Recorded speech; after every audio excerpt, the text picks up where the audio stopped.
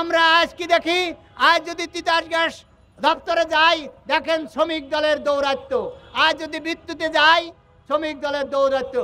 আরে ভাই, সরকারি অফিসে আবার শ্রমিক দল আর ওই শ্রমিক ইউনিয়ন, শ্রমিক দলের কি দরকার? দেশটা যে এরা খেয়ে ফেললো সেটা আগে কখনো দেখলো না।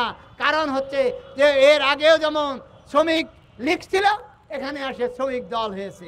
তাহলে এই শ্রমিক দল, শ্রমিক ইউনিয়ন এরাই দেশ পরিচালনা করছে। অতএব আমাদের কোনো মঙ্গল হয়নি, জনগণের কোনো কাজ হয়নি। অন্যায়ভাবে সেই শ্রমিক দলের মাধ্যমেই যে গ্যাস লাইন হচ্ছে, বিদ্যুৎ লাইন হচ্ছে, সব কিছু হচ্ছে। তাহলে এর কোনো নিয়ন্ত্রণ নাই, অর্থাৎ প্রশাসন সম্পূর্ণভাবে এই সরকারের আমলে ভেঙে গিয়েছে। তাই আমরা বলতে চাই, নির্বাচন সুষ্ঠু নিরপেক্ষ করতে হবে।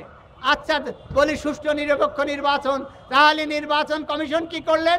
সংস্কারের ক্ষেত্রে দেখা যাচ্ছে যে নির্বাচনের জন্য যে জামানত দিতে হয়, সেই জামানত বিগত সময় থেকে 20,000 ছিল। টানা তৃতীয়বার অর্জন করেছে দেশের সেরা সুপার ব্র্যান্ড স্বীকৃতি বসুন্ধরা টিস্যু। সেটাকে বাড়িয়ে করলেন 50,000 টাকা, আর এর সঙ্গে কিনতে হয় সিডি হয়তো 20-30,000 টাকা, অর্থাৎ 1 লাখ টাকা দিয়ে আপনার নির্বাচনে অংশগ্রহণ করতে হবে। যদি তাই হয়, জনগণ ভোট দেবে। একটা সাধারণ লোক, এর আগে আমার এক ভাই বলেছে, একটা সাধারণ লোক ডে লেবারেরও ইচ্ছা করলে বাংলাদেশের নাগরিক হিসাবে সে নির্বাচনে অংশগ্রহণ করতে প্রস্তুত থাকতে পারে, নির্বাচন করতে পারে। 1,000 টাকা, 1 লক্ষ টাকা খরচ করে তাকে সেই নির্বাচনে অংশগ্রহণ করতে হবে। কিন্তু আইন দরকার জনবান্ধব।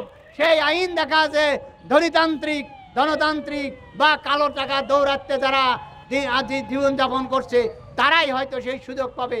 তাই অবিলম্বে নির্বাচন কমিশনকে বলবো, এই জামানতের টাকা 50,000 টাকা কমিয়ে আরও কমে হয় 5,000, অন্তত সর্বশেষ যে আইন ছিল সে আইনে ফিরে আসা। তা নাহলে একটা দুর্বার আন্দোলন গড়ে তোলা হবে। আমরা দেখেছি নির্বাচন কমিশন সংস্কার হিসাবে পোস্টার প্রথা বাতিল করে কোনো পার্টিকুলার স্থানে প্রার্থীদের জনসমক্ষে তার নীতি নির্ধারণের কথা বলবে, অথবা পার্টিকুলার স্থানে পোস্টার দিবেন। কিন্তু সেই শুধু কাগজেই দেখলাম, এখন দেখা যাচ্ছে তার কোনো পরিবর্তন আনা হলো না। আপনারা জানেন যে ঢাকা মেয়র নির্বাচনে যে পোস্টার দেওয়া হয়েছিল, 300 ট্রাক পোস্টার বাংলাদেশের ঢাকা শহর থেকে অপসারণ করা হয়েছিল। তার মানে কোটি কোটি টাকা অপচয় হয়েছে। কাগজ যখন পোস্টার হয়, পরে যখন সরানো হয়, সেটা একটা ভাগাড়ে ফেলে দেওয়া হয়, অর্থাৎ সম্পূর্ণ আর্থিক অপচয়।